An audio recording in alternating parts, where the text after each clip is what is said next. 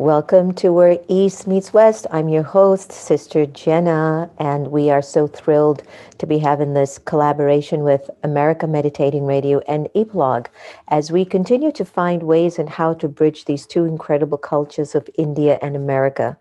Being somebody with Indian heritage and an African Caribbean heritage, like our Vice President of the United States, I am completely enthralled by the possibilities of us bridging any divide and really coming closer together to find harmony and to create a better world.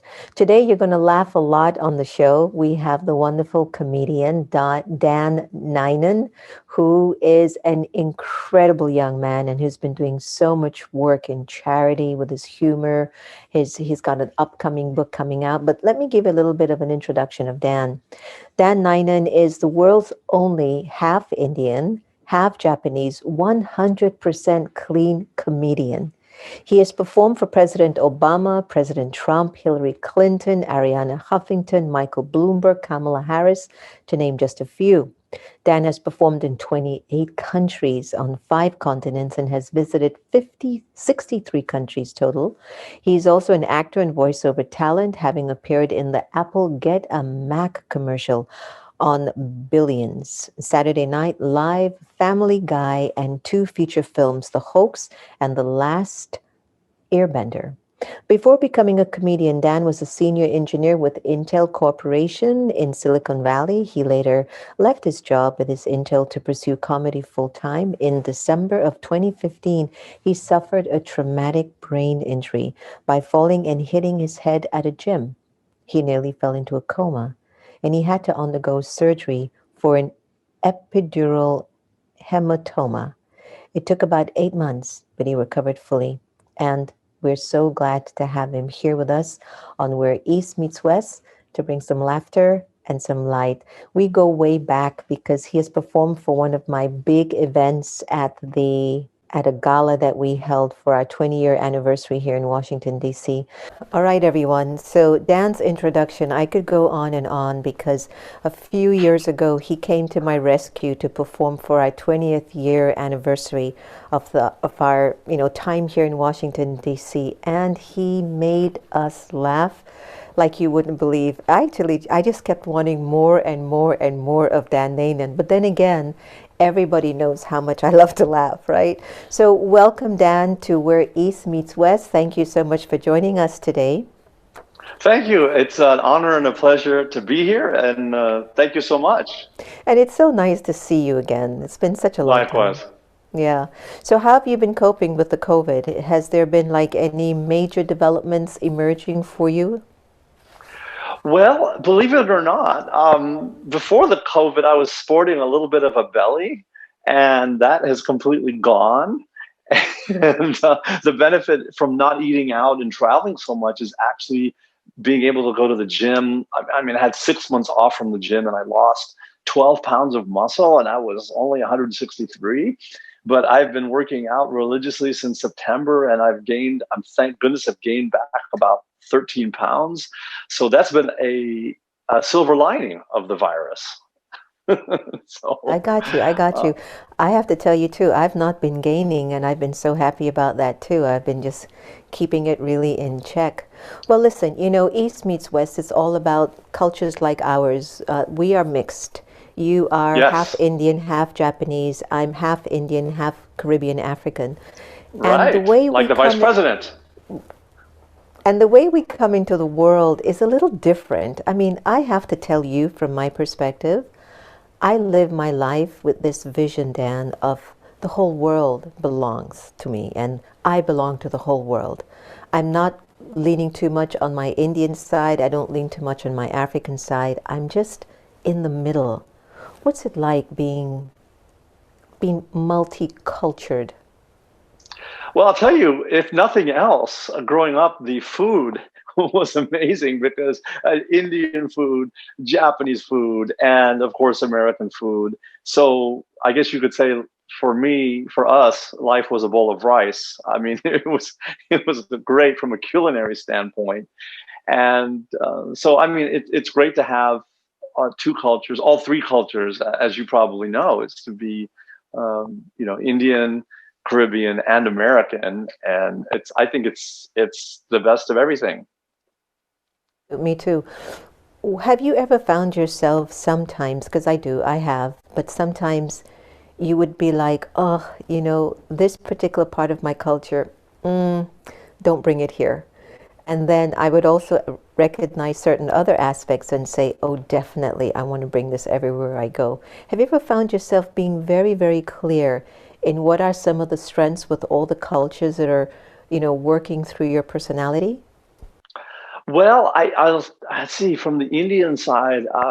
The large majority of my clients and the shows I do are on the Indian side, and Indians are very self-deprecating and they love to laugh at themselves. And so you can sort of make fun of Indian people, and they just really love the good humor. The East Asian side, the Japanese side, I haven't done that many shows, but at the same time, what I take from the Japanese culture is the politeness and I guess the cleanliness and the manners and so forth, and the respect for elders and so forth. So I think it's possible to take the best out of both cultures, honestly. Interesting perspective. I'm remembering one of the jokes you gave at our program, and you said, with Indians, if you have something giving out for free, they're like, give me two, give me three, or something. But do you remember that one? Right. Well, we are known for being frugal. Some would say cheap, but I think that says a lot about the culture, because if you can impress upon a child, say, the need to be frugal and save your money, and as you know, Indians are the most successful minority group in America, and I think a lot of that comes from being frugal and not throwing away money. So I think that's a benefit, and I have learned. I mean, I'm like cheap squared. I mean, I know how to save money, and I think that's a part of that culture that I'm very proud of. I mean, I get my books and my DVDs from the library. I don't buy them. I mean, I could give you 1,000 examples like that. So that's an upside to the culture, I think. Well, that is something I know that on the Western perspective, we really need to develop that, because Yes. one of the limits that I've noticed is that many folks grown in the West, they're not really good savers. Majority of Americans right now are living paycheck to paycheck, and this is Yes. why, even as a result of the pandemic, it's been really, really hard for some Americans to really, put food on their table or to even have shelter over their heads. So it's been a rough time. Yes. I So agree. is there anything that you're working on now that I just don't know about that is just really exciting for Dan Nainan? Well, let's see. I've done a number of virtual shows, including three charity galas with Vivek Oberoi, who is a huge actor over in India. And he was doing it at 5 in the morning. He was kind enough to wake up and raise uh, or do the fundraising part of the gala. And we smashed through the goals of the fundraising for the charity. That was amazing. And I did do one Indian wedding in a person. It was outdoors in Houston, which was amazing. I've done a ton of virtual shows, corporate shows, and birthday parties, the usual shows that I do, but online. So that's been great. I have a book coming out about my whole story. There's a lot of surprises in there that a lot of people aren't aware of. And I talk about performing, That say, you for the met a yogi sister in Washington? Yes, absolutely. And also have published a book actually about Van Halen as well. I'm not the author, I'm sort of the co-author. Published a book about Van Halen, which is selling great. And but I'm really looking forward to the release of my own book about my own story, and also trying to get a sitcom placed about that closely follows my life as well. That's been written by an amazing writer who wrote 100 episodes of The Jeffersons, Golden Girls, Married with Children, and it's very, very funny, I think. Congratulations. I'm so happy for you. You are one of the few comedians who have decided to keep comedy clean. I love laughing and I love comedy, but it's so hard to bump into a comedian in which you can bring the kids, to that event. You can bring them into the space. And not only is your comedy clean, but it's good and it makes sense. What got you on the path that if you were to tell stories and make people laugh and mock folks, that you would keep it clean? What was going on in you that you just kept it clean? I think a lot of it had to do with the fact that if I said any swear words in public, my parents would kill me. So I I think that has a lot to do with it. And also there's a saying amongst comedians that clean leads to green. And so if you do clean comedy, you can do corporate events, charity galas, and birthday parties and so on. When I do Indian events, uncles and aunties always come up afterwards and say the same thing. That was so much more interesting than the usual singing and dancing. And they're very happy that I keep it clean. So I can do a party for 80-year-old birthday party, and the uncles and aunties, as well as the kids, can listen, and no one's going to be offended. And so I think, if nothing else, you have a lot more opportunity if you do clean comedy. Certainly, the clubs and Comedy Central and so on have a lot of profanity, which I think Russell Peters or whoever. I think that kind of comedy can be very funny, and I can appreciate it. And I write those kinds of jokes, or I write them down, but I give them to my friends because I don't use them. So I mean, there is a place for all kinds of comedy on TV, Comedy Central, etc. But there's a large contingent of clean comedians who do casinos, cruise ships, parties that isn't quite as well seen, but it's a huge market. Know that. Coming from your background, you're highly educated and you're in the IT world. What got you on this path of, going up on the stage, making yourself so open and accessible to people to think whatever they want to think about you, to actually do comedy? What was happening with Dan Nainan that he dropped his career and just went out there on the ledge to fulfill this? What was this, a passion or a dream? It sort of happened by accident. I was working for Intel Corporation, and my job was to travel with the senior executives, including the chairman and president, et cetera, and go to events all over the world and present technical demos on stage. So they'd be making a speech, say, at the Taiwan Tech Forum or at GSM World in Cannes, France. And then they'd say, we're going to bring Dan on here, and he's going to do a couple of demonstrations of the latest speech technology or graphics, et cetera. And I would present on stage, and I was very adept being doing the technical part, setting up the computers, installing the demos. In fact, one of the jokes I use is that when I applied for the job at Intel, they said, you're Indian and Japanese. You don't even have to interview, right? But the tough part was speaking on stage in front of thousands of people. So I thought, I need to do something to get over the fear. First, I went to a Toastmasters club that we had on the Intel headquarters campus, but that was 12, 15 computer nerds like myself, and that wasn't that scary. So I thought, I'm going to take a stand-up comedy class. And if I can do that, then hopefully the fear of speaking in public will go away. And it totally worked. It was amazing. My first show was at a club in San Francisco. People were dying laughing. I took that tape to Intel. They had me perform at an event in Las Vegas with the Intel team, which led to my third show, which was in front of 2,500 Intel employees at a sales conference. And a number of people came up afterward and said, now you're not really an Intel employee. You're a professional comedian who was hired to pretend you're an Intel demo. I said, no, I'm really an Intel demo guy. And that was the first inkling I thought that maybe I could do this for a living. Well, do you remember how you felt when you went on stage for the first time? Why I'm asking is, what if there's someone out there that would really love to change their careers, or really, step into something that is of a passion, but they're not confident enough? I mean, what was it like? Did you feel the fear of, wow, what if this doesn't work? Am I making a fool of myself? Were you nervous when you went on the stage for the first time, or were you feeling like, It was one of the most terrifying things I've ever done.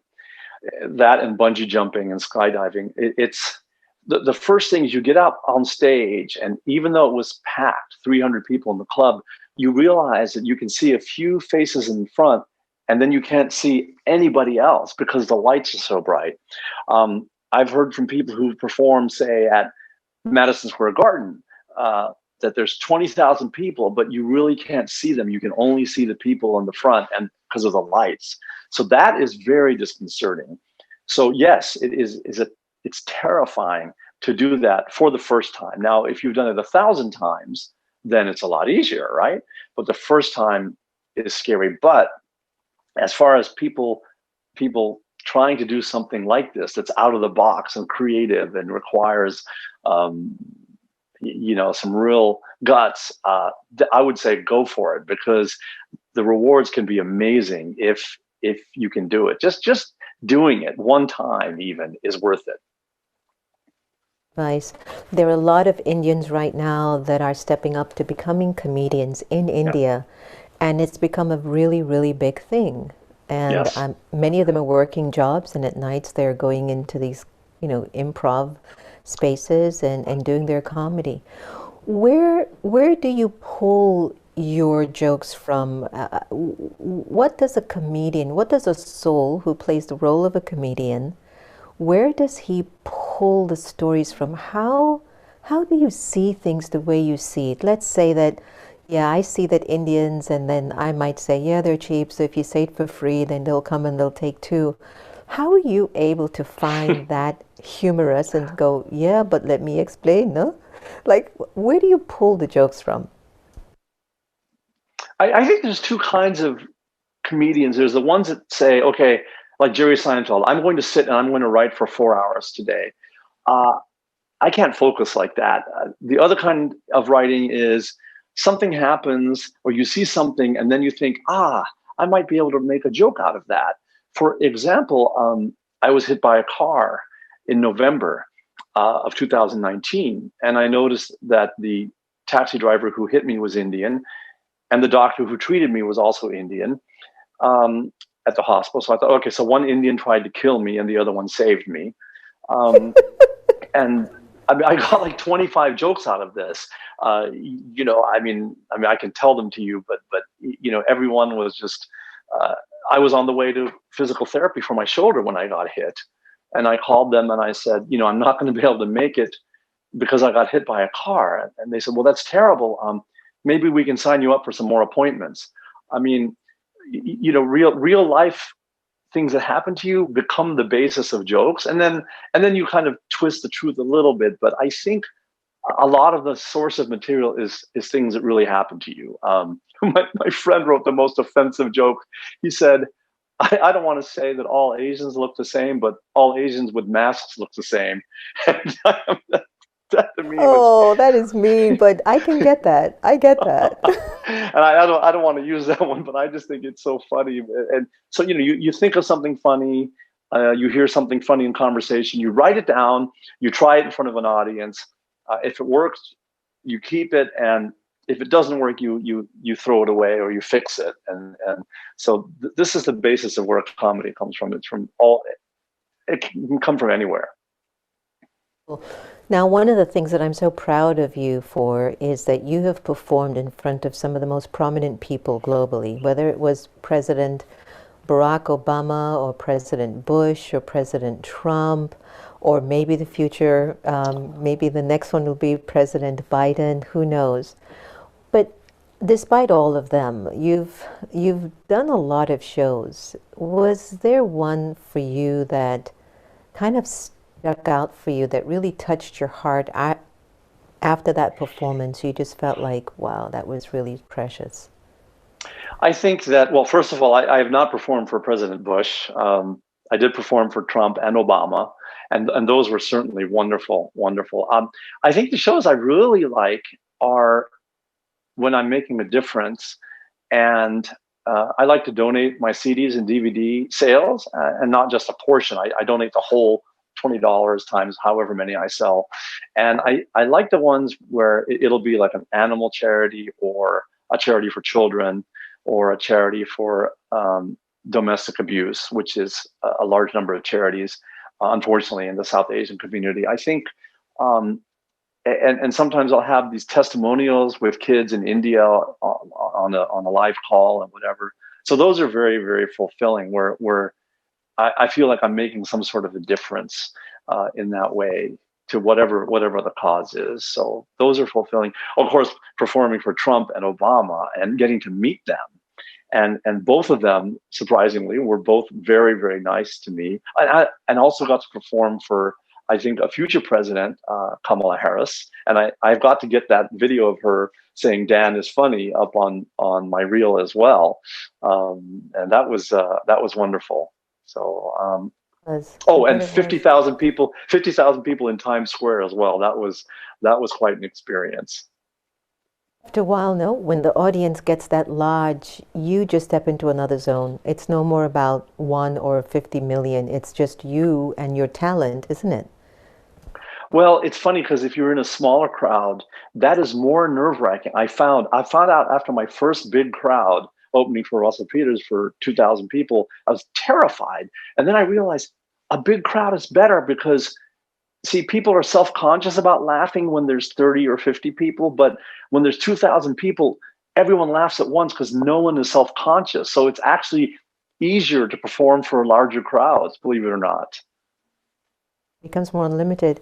Have you ever had a performance that you felt like, oh, that was awful? And if you did, how did you get back up from that?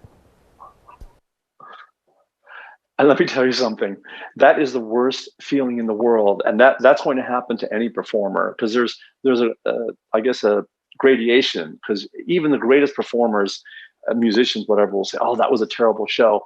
I have had shows, it's not that often, but I've had shows where like nobody laughed. I remember it was a corporate event for a tire company in Birmingham, England. And I had just done a show in Dubai for the same company, which was fantastic. So there are many shows that go really well. And when a show goes great, it's the greatest feeling, like, oh my goodness, I feel like I'm on top of the world.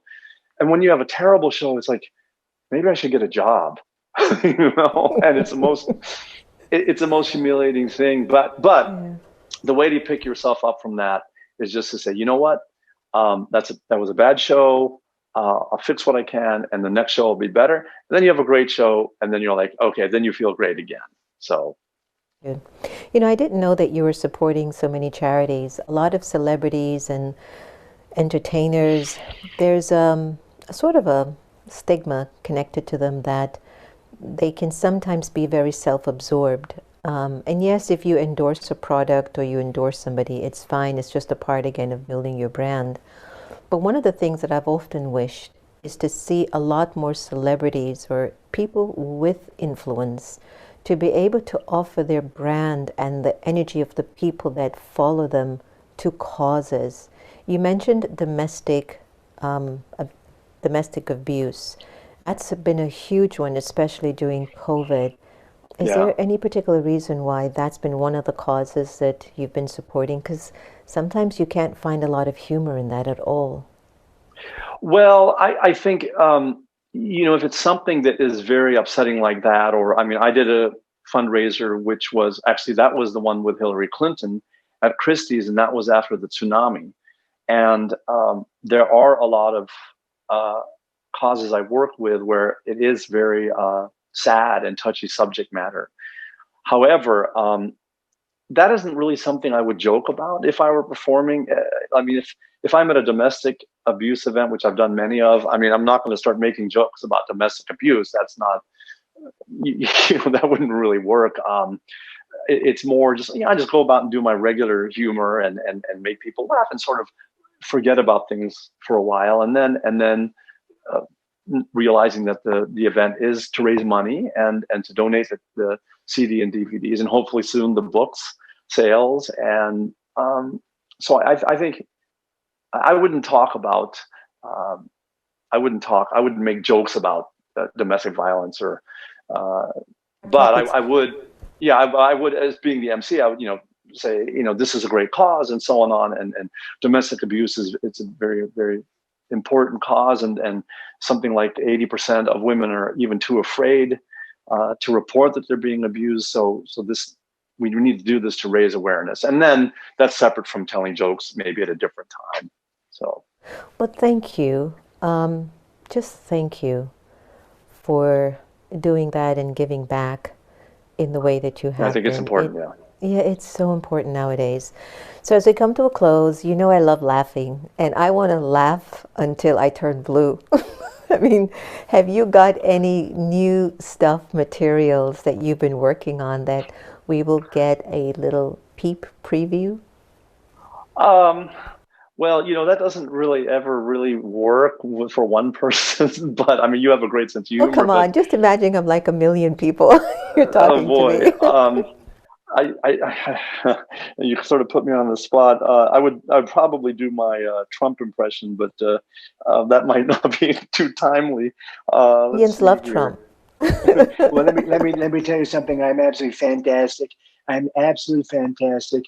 Now, Vice President Pence was a fantastic vice president because I chose him. But I think for 2024, I've got a new vice presidential candidate myself.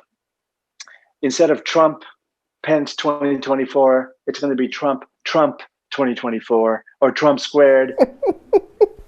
And the best part is, if I'm impeached, I get promoted to president again. So, You know, that might be a reality, Dan. you never know. You never know. It's crazy. But the getting hit by the cab. It was. I wrote a whole routine about it. I said, my sister cooks, and I actually have a $2 million life insurance policy since I had my brain injury, and so she gets $2 million if I die. And when she cooks for me, I said, this food's tasting a little bit funny. And I said, was there a sale on antifreeze? She goes, no, that's kale.